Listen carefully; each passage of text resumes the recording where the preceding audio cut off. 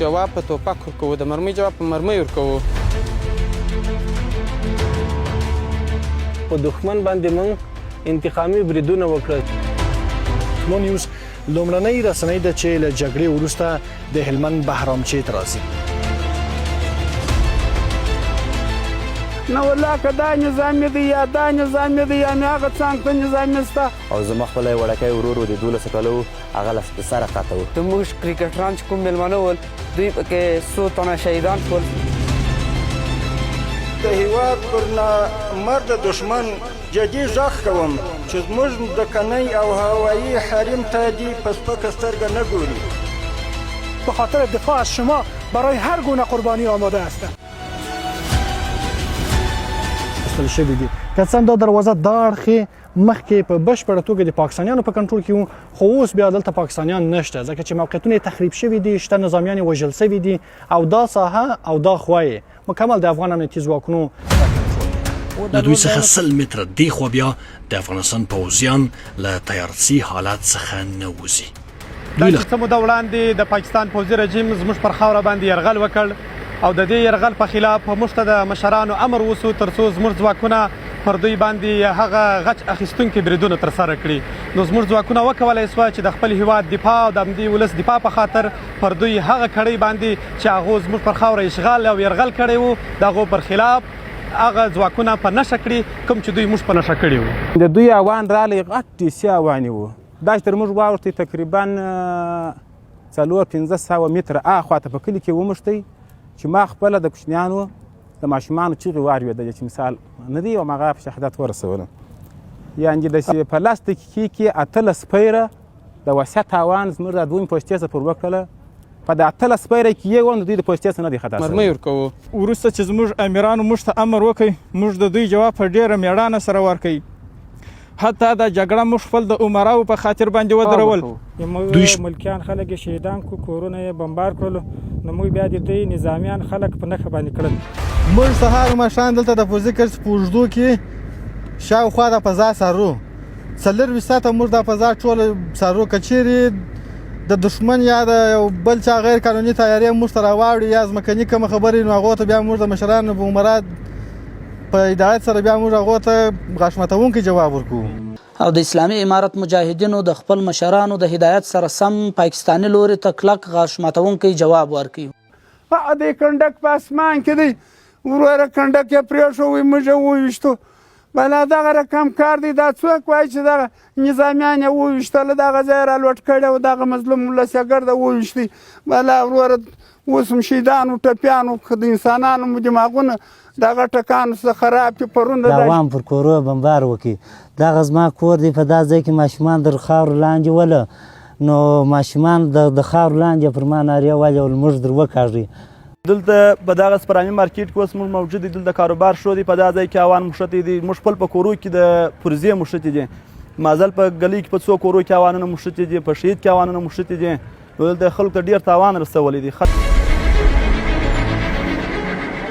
خو جګړه او نښته بیا ټاکلی وخت نه لري او بیدار لوری به د جګړې مسیر ته په خپله ګټه بدلون ورکوي. 40 ساعته ګزمې پر فرضي کرښه باندې لرو او هیچا ته اجازه نه ورکوو چې زموږ پر ملک باندې تیری وکړي. د لمر له پریوتو سره جوخت موږ هم له قندهار څخه وځو. د هلمند شاړې دښتې او د سفر سختې لارې، د بهرامچې سهار، د ډیورن فرضي کرښه 0 نقطه. ټولو نیوز لومړنۍ رسنۍ ده چې له جګړې وروسته د هلمند بهرامچې ته راځي. د افغانستان او پاکستان ترمنځ د فرضي کرښې په اوږدو کې دغه 0 نقطې ته د افغان ولسي خلکو ته مشکلات جوړول او مثلا رقم تهدیدونه ورکول او خو بالاخره موږ د عمراو امر ته انتظار وو چې بالاخره درېیم وار جګړه پیلېدو سره موږ امر ته انتظار وو چې مشرانو لخوا موږ ته کوم هدایت وسو او امر ته وسو بیا موږ خپل جنګ وکړ. نو د پاکستان درې نظامي پوستې موږ په نښه کړې ولې چې هغه له خاورو سره خاورې سول. چیرې دوی هم دا یو متر قدر د فرضي کرښې خواته رانږدې سي موږ خپل عکس العمل ورته ښودلی سو. معنا موږ خپل د خاورې دفاع کولی سو. الحمدلله دا عکس العمل به څه وي که هغه د ټوپک په ژبه خبرې وکړي؟ زه د ټوپک په ژبه جواب ورکوم. دلته داسې نظامیان هم شته چې یو عمر سرحدي نظامي او جګړهیزه تجربه لري. دوی تخطي، عسکري حدود او د وسلې مسؤلانه کارونې په لارو چارو ښه بلد دي. بهرامچی کې د خلکو ژوند ساده خو خپلې خاورې ته د دوی مینه زیاته ده. دوی کې څه فایده شته چې ناکي یا ملت ولي یا ملت سره ټکان کې شپه تر سهاره خلک سرګردانه دي. حکومت شته نور دا کلی وویشتې ګرد ملکي خلک شهیدان دلته وکړله، ګرد ملکي خلک په نښه کړه. د جنگ په وخت کې موام په عذابوي، که د لارو په اوښتلو کې موام په عذابوي، د حکومت سره هېڅ نه ده په وس. پکتیکا، ارګون د فرضي کرښې په اوږدو کې 0 نقطه. له شکین څخه تر نعمت آباد او برمل پورې پاکستان هوایي بریدونه کړي او افغان لوري هم د غچ اخیستو مرګوني عملیات کړي. یو لوري ملکیان او بل لوري بیا نظامیان په نښه کړي. پاکستاني رژیم دغه خوا هلته تیری وسو، یرغل وسو، ملکي خلکو باندې بمبارونه وسوله. دغه څخه وروسته بیا موږ خپلو مشرانو سره په تماس کې سولو. بیا تقریبا 10 دقیقې یو پاو وروسته موږ ته اجازه وسوله چې د خپلې خاورې او د خپل ملک څخه دفاع وکړي. په دښمن باندې موږ انتقامي بریدونه وکړه چې په نتیجه کې د دوی ډېرې پوستې تخریب، ډېرې پوستې چې دوی ته وتښتېدل او خالي پاتې شولې. د دوی مختلفو نظامی وسایط له منځه لاړل چې په دې کې زریدار ټانګونه وو، د دوی هایلیکس موټرانو دا مثال تخریب شو. د دوی ډېرو فوجیانو ته مثال مرګ ژوبله واوښتله، ډېر فوجیان یې مړه او زخمیان شو. که څوک زموږ پر حال باندې زموږ پر خاوره باندې یرغل کوي، موږ د خپل سر په بیه کوم ورته آماده یو. پوستې تېر ونیولې دوی نه، د دښمن هر څه موږ ته پاتې سوي دي او دوی په تېښته بریالي سو. کمیساري پرېښې وه، دلته کمیساري د هغه هم پرېښې وه.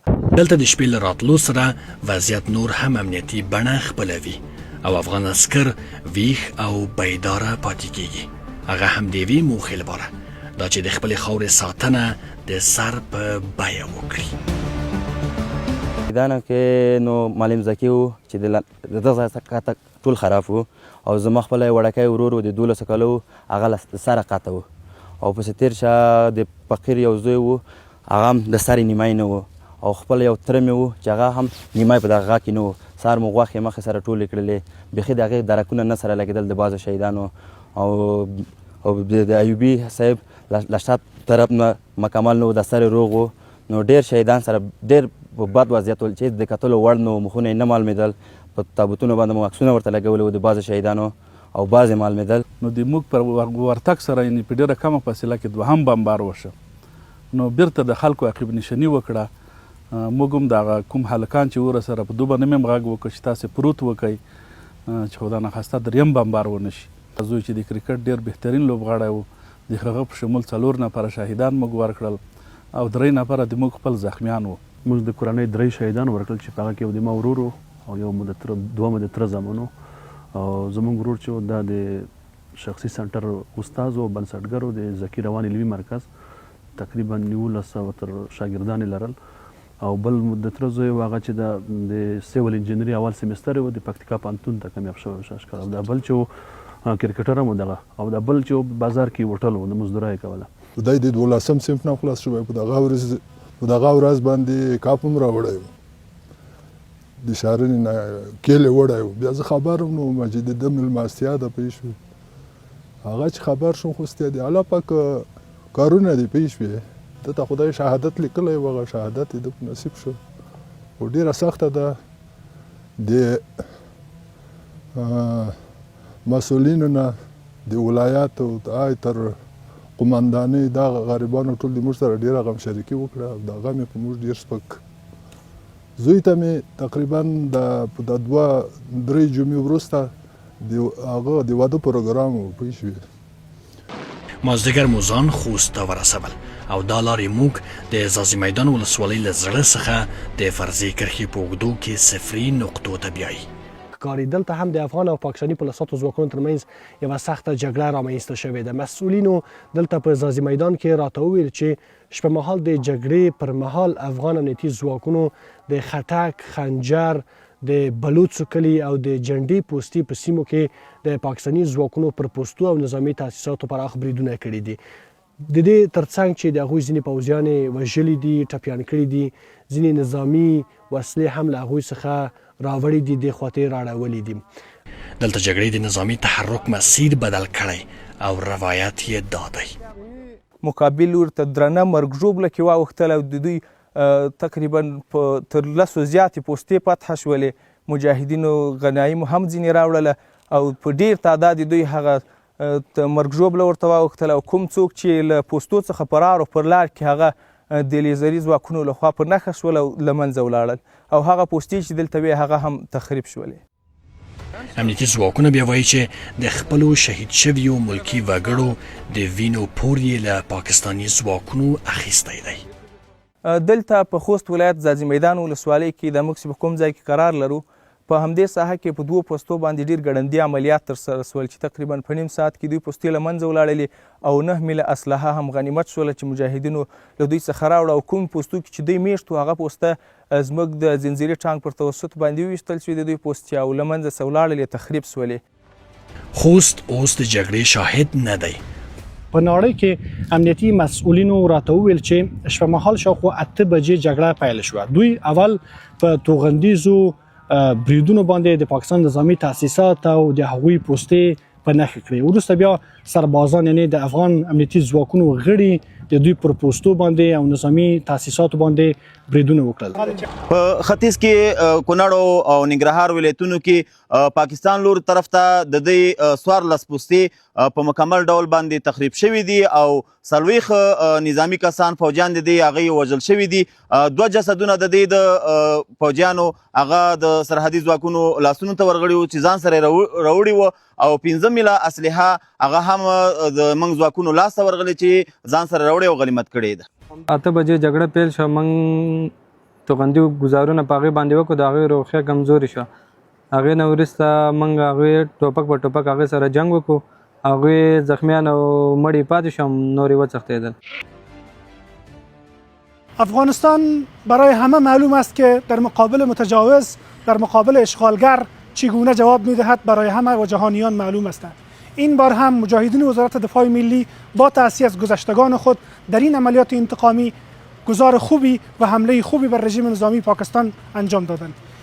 این عملیات در سرتاسر نقاط فرضی خط دیورند شروع شده بود و ساعت 12 بجه شب پایان یافت. این عملیات دستاوردهای خوبی داشتیم ما در این عملیات. بیش از 120 نفر از دشمن کشته شد و بیش از 25 پوسته از دشمن تخریب گردید و بیش از 40 میل اسلحه خفیفه غنیمت گرفته شد. د ملي دفاع وزیر مولوي محمد یعقوب مجاهد مخکې ویلي و چې د افغان ځواکونو ځواب پاکستان ته غاښ ماتونکی و او دا ځواب ځکه مشروع دی چې پاکستان د افغانستان هوایي حریم نقض او بیا یې پر ملکیانو برید کړی و. مجاهد زیاته کړې چې امارات د پاکستان په کورنیو چارو کې لاسوهنه نه کوي او نه هم د دغه هیواد مدافع وکیل دی. پر پاکستان باندې یا د هغوی پر حریم باندې تجاوز نه دی کړی. جنگ د پاکستان د خوا پر موږ باندې شروع شو او هغوی زموږ هوایي حریم نقض کړ او زموږ په هیواد باندې حمله وکړه. په جواب کې موږ د دوی سره بالعکس او بالمثل عمل وکړي او د جنگ دوام وکړي. موږ د دې لپاره چې د درېمګړو غوښتنه وه او د افغانستان او پاکستان د دواړو حکومتونو توافق و، په دې سبب باندې دوحې ته د مذاکرات لپاره راغلو. دلته بیا د امارات د کمانډویانو په فراغت غونډه کې پاکستان ته په درنو کلماتو د امارات یو جګپوړی چارواکی پیغام لیږدوي. زه له دې ځایه یو ځل بیا د هیواد پر نامرده دښمن جدي غږ کوم چې زموږ ځمکنی او هوایي حریم ته دې په سپکه سترګه نه ګوري. د ټولو اصولو خلاف دي ماشومان، ښځې او بېګناه افغانان نه شهیدانوي او بې ځایه دي د افغانانو حوصلې نه ازموي. هیڅوک او هیڅ متجاوز دي دا نه هېروي چې موږ هم حافظې لرو او هم اړینې محاسبې. دلته چې چا بد کړلي ټول یې بېرته ریبلو ته مجبور کړل. د شاوخوا 2 میاشتو په تېرېدو سره لا هم وضعیت د فرضي کرښې په اوږدو کې عادي شوی نه دی، خو افغان عسکر نه ستړي کېږي ځکه هغوی له خپل سر څخه تېر شوي دي.